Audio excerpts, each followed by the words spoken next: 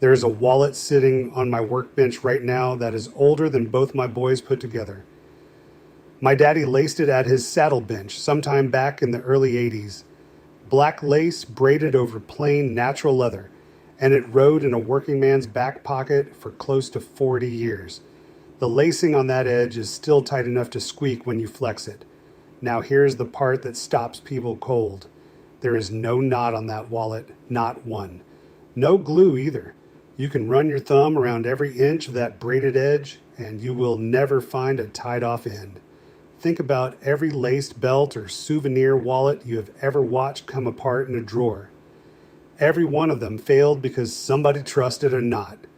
The old Texas saddle shops did not trust knots. They laced an edge so it locks itself at every single hole, and I want you to stay with me to the end because that no knot finish takes about 1 minute to do. And it is the one thing that decides whether your lacing lasts a season or outlives you. I'm Travis Kolbe, but everybody's called me Tiny since the 7th grade, and I've been growing into the joke ever since. I'm third generation Caldwell County, Texas. My grandpa ran the meat market in our town, and my daddy fixed saddles and tack for every ranch around on the same stitching pony sitting behind me right now. I grew up between the smoker and the stitching pony, and today we're at the leather bench. Now, this braided edge has a proper name. It is called double loop lacing, and it is the rope-looking border you see on the good wallets, the old checkbook covers, and just about every piece that came out of a Texas saddle shop before the machines took over. Folks see that edge and think it must take some special machine or 30 years of practice. It takes neither one. It takes one stitch, repeated low and slow. Same rule as the pit, friends, no shortcuts. But I will tell you why most first tries end up in the trash can. The hobby store kits set people up to fail 3 ways. They give you about half the lace the job actually needs, so you run out 2/3 around in panic. Nobody tells you the lace has to stay flat, so the braid comes out twisted and lumpy and like a rope that lost a fight. And the instructions end with, you guessed it, a knot, which is the first thing to let go once that wallet starts living in a pocket. Today we fix all 3.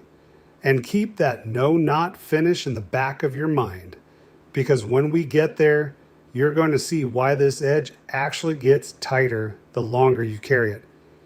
Now, today's about leather, but the same low and slow law that runs my daddy's bench runs my pit. And I wrote every bit of that pit knowledge down in a book called the Texas BBQ Bible, 101 pit-tested secrets for perfect brisket, ribs, and smoke. That is 3 generations of Caldwell County meat market smoking, written out plain for the backyard cook, so you never ruin another brisket as long as you live. It does not care what you cook on. Offset, kettle, or pellet, the book works your pit the same way. From picking the meat to slicing it, including how to rescue a cook that goes sideways at 2 in the morning. It is $17 right now, marked down from $47. And the way I figure it, one saved $80 brisket pays for the book 4 times over the first weekend you own it. Now go ahead and grab your phone and open up your camera, the same one you use to take pictures. Point it at that square code on your screen and hold it steady for a second. A little link will pop up, give it a tap, and it will take you straight to the book. And if you are watching on your phone right now, the link is waiting for you right down below in the description. Take your time. There is no rush at all. I'll wait right here. All right, back to the bench. Let's talk about what you need, and it is a short list. You need leather lace, and I like calf lace about 3/32 of an inch wide for a wallet. You need a 2-prong lacing needle, which is a flat little brass needle that pinches onto the end of the lace. You need a lacing chisel to punch the holes, or a rotary punch will do. And you need a ruler or a tape measure, because the first rule of this whole craft is the lace length rule. Measure the distance you're lacing around. Multiply that by 9. That is 9 times the distance, and I will say it again 9 times. Because double loop lacing eats lace like I eat brisket. A wallet edge that runs 20 inches around needs 180 inches of lace, which is 15 feet. Cut it short, and you will be splicing before you clear the second corner. My daddy used to say the cheapest thing on the bench is the extra foot of lace you did not need. Next comes punching. And take your time here because the holes are the skeleton of the whole edge. First, scribe a light guideline about 1/8 of an inch in from the edge. Set your chisel on that line. Punch your slits about 3/16 of an inch apart. That is 3/16, nice and even all the way around. When you reach a corner, put one hole right at the point of the corner itself. That corner hole is going to earn its keep later, and I will show you exactly how when we get there. One safety note from Daddy's bench, and I mean it. Keep that chisel and your knife drop sharp, and always cut and punch away from the hand holding the work. A sharp tool working away from you is safe. A dull one dragged toward your thumb is a trip to town. Now we start the lace. And here is where I break you of the knot habit forever. Pinch the end of your lace into the 2-prong needle. Push the needle through your first hole, going from the front side to the back. Pull the lace through until about 3 inches of tail is left hanging on the back side.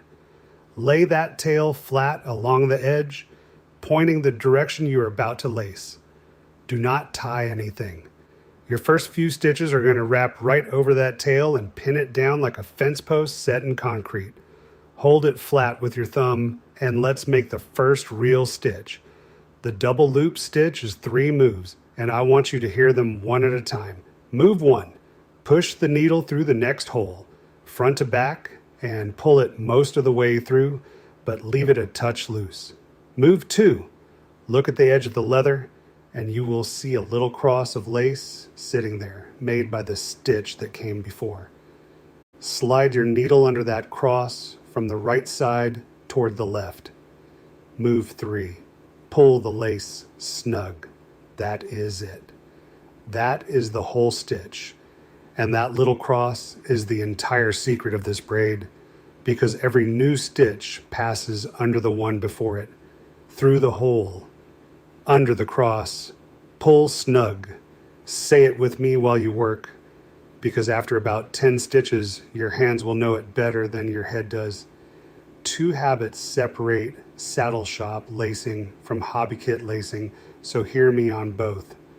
First, keep the lace flat every single pass. Before you pull each stitch snug, glance at the lace and make sure the smooth grain side faces out with no twist in it anywhere along the run. A twisted stitch is weaker and it sticks out of a braided edge like a burned end on a pretty brisket. Take the half second to untwist it. Second, watch your tension.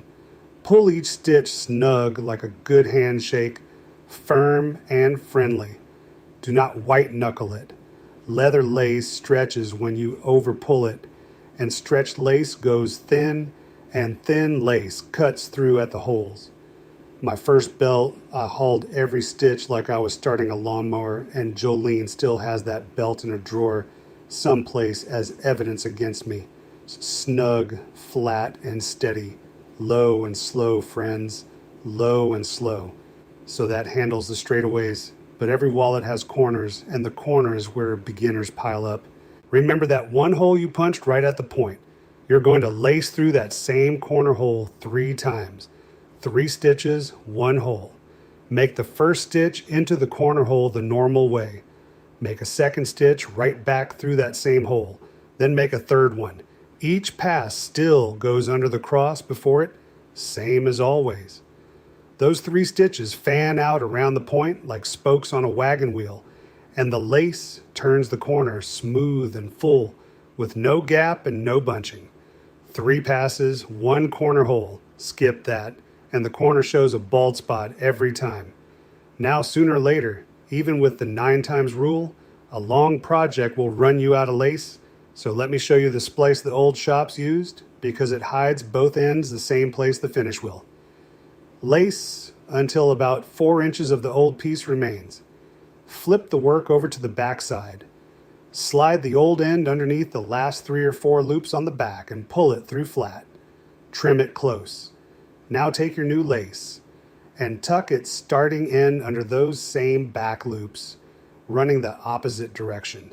Pull it snug, load the needle, and keep lacing right where you left off. No knot, no glue, no lump. From the front, nobody living can find your splice. And if that little trick tickles you, hold on, because the finish we are about to do works the exact same magic on the whole edge. Here it is, the part I promised you at the start, the reason Daddy's 40-year-old wallet has no knot and never needed one. Lace all the way around until you arrive back where you began, right next to those first stitches that are pinning down your starting tail. Make your last stitch. Now flip the wallet to the back side. Take your needle and slide the finishing end under the backs of those first 3 or 4 stitches, following right alongside the buried starting tail, and pull it through flat. Give the lace one last snug pull. Trim both ends close with a sharp knife, cutting away from your hand. Done. Now let me tell you why that holds, because this is the whole ball game. In double loop lacing, every stitch passes under the cross of the stitch before it. That means every single hole in that edge is wrapped like a tiny half hitch. Leather gripping leather. Dozens of little grips all the way around. A knot fails in one place, and the whole edge runs like a pulled sweater. This edge has no one place. Each stitch is held by its neighbor, and both loose ends are buried under stitches that are themselves locked. And here's the part that gets me every time. Pocket, wear, and hand oil make leather swell and bind against itself, so this lacing does not loosen with use. It tightens. That is why the old saddle men never reached for a knot. They built the lock into every hole and let time do the rest. And that right there is bench knowledge my daddy handed me for free, the same way Grandpa handed me the pit. I wrote the pit side of it down, all of it, in the Texas BBQ Bible. 101 pit-tested secrets, $17 instead of $47, and it pays for itself the first brisket it saves. If you are the kind of person who just laced a wallet edge by hand, you're exactly the kind of cook that book was written for, because it is the same patient law on a different bench. Now go ahead and grab your phone and open up your camera, the same one you use to take pictures. Point it at that square code on your screen and hold it steady for a second. A little link will pop up, give it a tap, and it will take you straight to the book. And if you are watching on your phone right now, the link is waiting for you right down below in the description. Take your time. There is no rush at all. I'll wait right here. So that is double loop lacing the Texas way.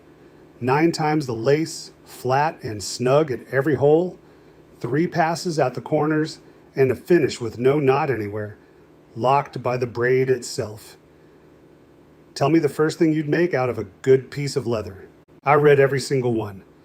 Next time we are back at the pit, and I'm going to show you why the old meat market men wrapped their briskets in plain butcher paper instead of foil, because it comes down to one thing that paper does at one exact temperature that foil will never do, and it is the difference between bark and pot roast. Keep your fire low and your stitches tight, and I'll see you all next time.